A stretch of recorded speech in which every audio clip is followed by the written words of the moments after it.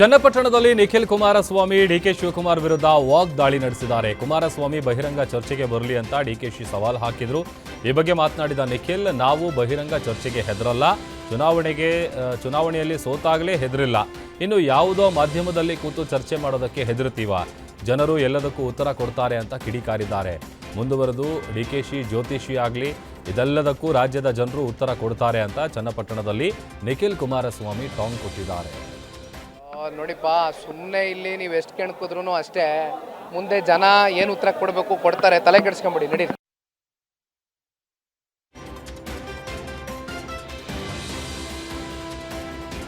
ರಾಜ್ಯದಲ್ಲಿ ಸಚಿವ ಸಂಪುಟ ಪುನಾರಚನೆ ವಿಚಾರವಾಗಿ ಬೆಳಗಾವಿಯಲ್ಲಿ ಸಚಿವ ಸತೀಶ್ ಜಾರಕಿಹೊಳಿ ಪ್ರತಿಕ್ರಿಯಿಸಿದ್ದಾರೆ. ಹಳಬರು ಹೋಗಿ ಹೊಸಬರು ಬರ್ತಾರೆ, 30 ತಿಂಗಳ ಬಳಿಕ ಸಂಪುಟ ಪುನರ್ರಚನೆ ಮಾಡಬೇಕು ಅಂತ ಇತ್ತು. ಈ ಚರ್ಚೆ ಈಗ ಅಂತಿಮ ಹಂತಕ್ಕೆ ಬಂದಿರಬೇಕು. ಯಾರಿಗೆ ಕೋಕ್ ಕೊಡ್ತಾರೆ ಅಂತ ಅವರಿಗೆ ಬಿಟ್ಟಿದ್ದು, ನಮ್ಮ ಹಂತದಲ್ಲಿ ಏನು ಚರ್ಚೆ ಆಗಿಲ್ಲ, ದೆಹಲಿ ಮಟ್ಟದಲ್ಲಿ ಚರ್ಚೆ ಆದರೂ ಆಗಿರಬಹುದು ಅಂತ ಹೇಳಿಕೆ ಕೊಟ್ಟಿದ್ದಾರೆ. ಆಗಿದ್ರೆ ಡೆಲ್ಲಿ ಲೆವೆಲ್ ಏನಾದರೂ ಆದರೂ ಆಗಿರ್ಬೋದು.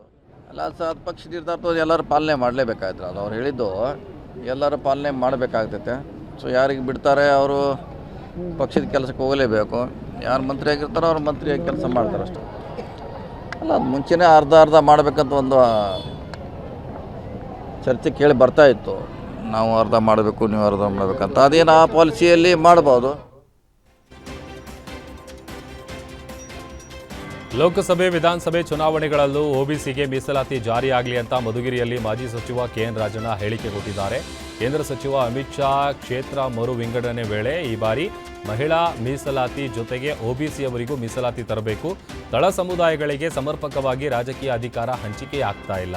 ಸರ್ವರಿಗೂ ಸಮಪಾಲು ಸಮಬಾಳು ಎನ್ನುವ ರಾಜಕೀಯ ಪಕ್ಷಗಳು ಯಾರಿಗೆ ನೀಡಿದೆ? ಅಭಿವೃದ್ಧಿ ಕಡೆ ಗಮನ ಹರಿಸಲು ತಳ ಸಮುದಾಯಗಳಿಗೆ ರಾಜಕೀಯ ಅಧಿಕಾರ ದೊರೆಯುತ್ತಿಲ್ಲ. ಜನಸಂಖ್ಯೆಗೆ ಅನುಗುಣವಾಗಿ ಒಬಿಸಿಗಳಿಗೆ ಮೀಸಲಾತಿ ಜಾರಿಯಿಂದ ಸಮುದಾಯಕ್ಕೆ ಒಳಿತು ಅಂತ ಹೇಳಿದ್ದಾರೆ.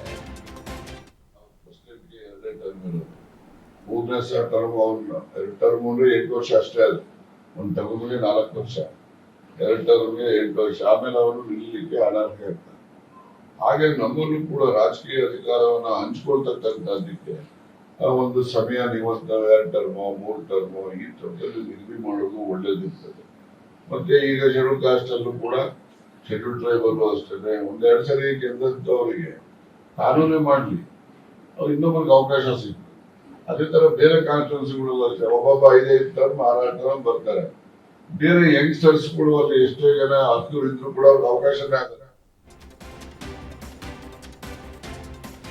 ಪ್ರದೀಪ್ ಈಶ್ವರ್ ಪ್ರತಾಪ್ ಸಿಂಹ ಟಾಕ್ ವಾರ್ ಬಳಿಕ ಮತ್ತೊಂದು ಬಿಗ್ ಟಾಕ್ ವಾರ್ ರಾಜ್ಯದಲ್ಲಿ ಸದ್ದು ಮಾಡ್ತಾ ಇದೆ. ನಾಯಿ ಹುಚ್ಚು ನಾಯಿ ಅಂತ ಸಚಿವ ಎಸ್ ಮಲ್ಲಿಕಾರ್ಜುನ್ ಹಾಗೂ ಬಿಜೆಪಿ ಶಾಸಕ ಬಿಪಿ ಹರೀಶ್ ಮಧ್ಯೆ ಮಾತಿನ ಕಾದಾಟ ಜೋರಾಗಿದೆ. ಬಿಪಿ ಹರೀಶ್ಗೆ ಹುಚ್ಚುನಾಯಿ ಕಡ್ದಿದೆ ಅಂತ ಮಲ್ಲಿಕಾರ್ಜುನ್ ಆಪ್ತರು ಹೇಳಿದ್ರು. ಬಿಪಿ ಹರೀಶ್ ಮೇಲೆ ಸದಾ ಏಕವಚನದಲ್ಲಿ ಸಚಿವ ಎಸ್ ಮಲ್ಲಿಕಾರ್ಜುನ್ ವಾಗ್ದಾಳಿ ನಡೆಸ್ತಾ ಇದ್ರು.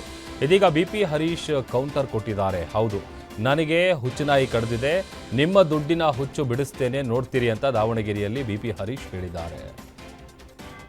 ಅದನ್ನು ಬಿಡಿಸ್ಬೇಕಲ್ಲ, ಆ ಕಾರಣಕ್ಕೆ ಇವತ್ತು ನಾವು ಹೋರಾಟ ಪ್ರಾರಂಭ ಮಾಡಿದ್ದೀವಿ. ದೇವರು ಗಂಗೆ ಮತ್ತು ಭೂಮಿ ತಾಯಿಗೆ ದ್ರೋಹ ಮಾಡಿದವರು ಯಾರಿಗೂ ಒಳ್ಳೇದಾಗಿಲ್ಲ. ಇವ್ರಿಗೇನು ಒಳ್ಳೇದಾಗಲ್ಲ, ತಾತ್ಕಾಲಿಕ ಲಾಭ. ಆ ಬಡ ರೈತರ ಶಾಪ ಇವ್ರಿಗೆ ಮುಟ್ಟತ್ತೆ. ಬಡ ರೈತರ ಶಾಪ ಇವ್ರಿಗೇನು ಮಾಡುತ್ತೋ, ಎಲ್ಲಿ ಕಳಿಸುತ್ತೆ.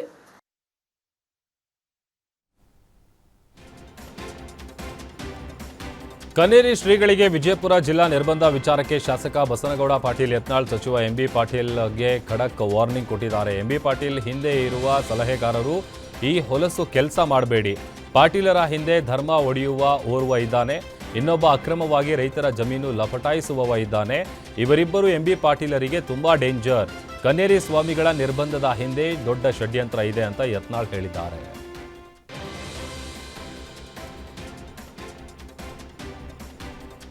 ಹಾವು ಮುಂಗಸಿ ತರ ಕಿತ್ತಾಡ್ತಾ ಇದ್ದ ಒಂದೇ ಪಕ್ಷದ ಶಾಸಕ ಎಸ್.ಎನ್. ನಾರಾಯಣಸ್ವಾಮಿ ಮತ್ತು ಕೆ.ವೈ. ನಂಜೇಗೌಡ ಈಗ ಕುಚ್ಚು ಗೆಳೆಯರಾಗಿದ್ದಾರೆ.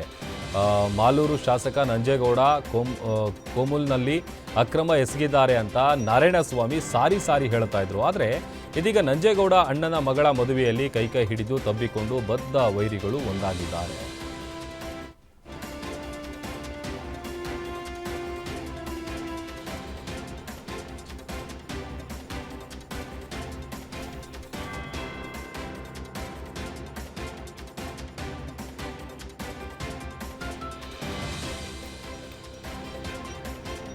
ರಾಜ್ಯದಲ್ಲಿ ಮಂತ್ರಿಮಂಡಲ ವಿಸ್ತರಣೆ ವಿಚಾರವಾಗಿ ಧಾರವಾಡದಲ್ಲಿ ಶಾಸಕ ಎನ್ಎಚ್ ಕೋನರೆಡ್ಡಿ ಪ್ರತಿಕ್ರಿಯಿಸಿದ್ದಾರೆ.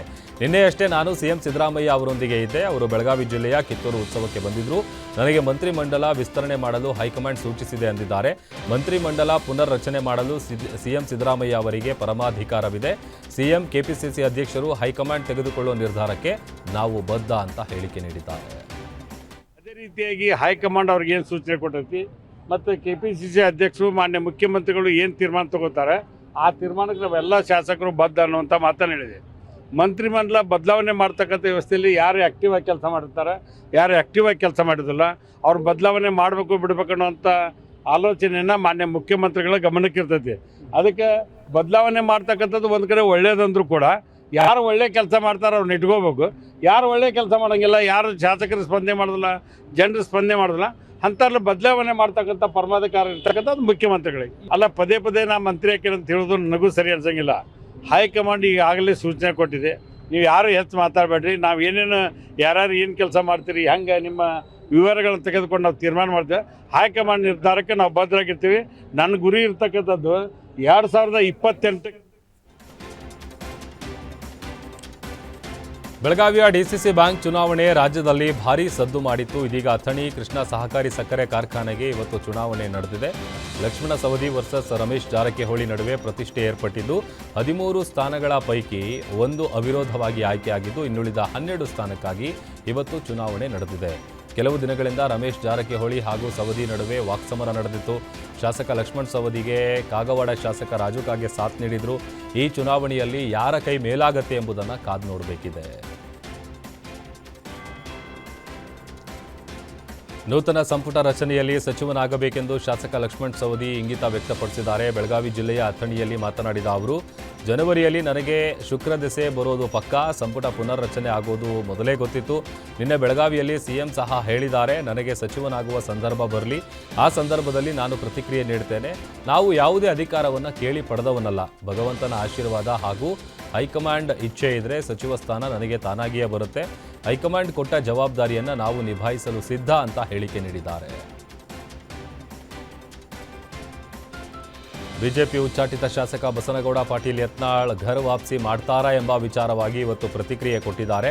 ನನಗೆ ಈ ಬಗ್ಗೆ ಏನೂ ಗೊತ್ತಿಲ್ಲ. ನಾನು ದೇವೇಗೌಡರನ್ನ ಭೇಟಿ ಮಾಡೋದಕ್ಕೆ ಹೋಗಿದ್ದೆ. ದೆಹಲಿಯಲ್ಲಿ ಏನು ನಡೀತಾ ಇದೆಯೋ ನನಗೆ ಗೊತ್ತಿಲ್ಲ. ನಾನು ಬಿಜೆಪಿ ಪಕ್ಷದಿಂದ ಹೊರಗಿದ್ದೇನೆ. JDS ಕೂಡ ನಮ್ಮ ಸಂಪರ್ಕದಲ್ಲಿಲ್ಲ. ನಾವು ಹಿಂದೂ ಸಂಘಟನೆ ಕಟ್ತಾ ಇದ್ದೀವಿ ಅಂತ ಹೇಳಿಕೆ ನೀಡಿದ್ದಾರೆ. BPLದಿಂದ ಹೊರಗೆ ಬರ್ತಾರೆ. ಯಾರು ನಾವು ಯಡಿಯೂರಪ್ಪನ ಮನೆಗೂ ಹೋಗೋದಿಲ್ಲ, ಯಾರ ಮನೆಗೂ ಹೋಗೋದಿಲ್ಲ. ಹೈಕಮಾಂಡ್ ಅದ್ರ ಕರೆದ್ರೆ ಗೌರವಯುತವಾಗಿ ಮಾತಾಡಿದ್ರೆ ಹೋಗ್ತೀವಿ, ಕರೀಲಿಲ್ಲ ಅಂದ್ರೆ ನಾವೇನು ನೀವು ಅಷ್ಟೇ ಮಾಧ್ಯಮದವ್ರಿಗೆ ವಿನಂತಿ ಮಾಡ್ಕೊತೀವಿ. ಯತ್ನಾಳ್ ರಾತ್ರಿ ಅವ್ರನ್ನ ಭೇಟಿಯಾಗ್ಯಾರ, ಇವರು ಸುಳ್ಳು ಏನು ಹೊಡಿಬೇಡ್ರಿ, ನಾವು ಯಾರ ಮನೆಗೆ ಹೋಗೋದಿಲ್ಲ. ಹೋಗೋದಿದ್ರೆ ಗಂಟೆ ಹೊಡೋದು ಫೇಸ್ಬುಕ್ನಾಗ ಹಾಕಿ ಎಲ್ಲ ಮೀಡಿಯಾದವ್ರಿಗೆ ಹೇಳಿ ನಾವು ಹೊಂಟಿ ನೋಡ್ರಪ್ಪ ಅಮಿತ್ ಶಾ ಮನೆಗೆ ಅಂತ ಹೇಳಿ ಹೋಗ್ತೀನಿ. ಗಪ್ಚುಪ್ ರಾತ್ರಿ ಹೋದರು ಯತ್ನಾಳ್ರು ಡೆಲ್ಲಿಯಲ್ಲಿ ಏಕೆ ಇದ್ದಾರೆ, ಅಮಿತ್ ಶಾ ಮನೆಗೆ ಹೋದರೆ ಅಪಮಾನ ಮಾಡಿ ಹೊರಗೆ ಹಾಕಿದ್ದಾರೆ ಅಥವಾ ಹೊಡ್ಕೊತ್ಕೊಂಡ್ರು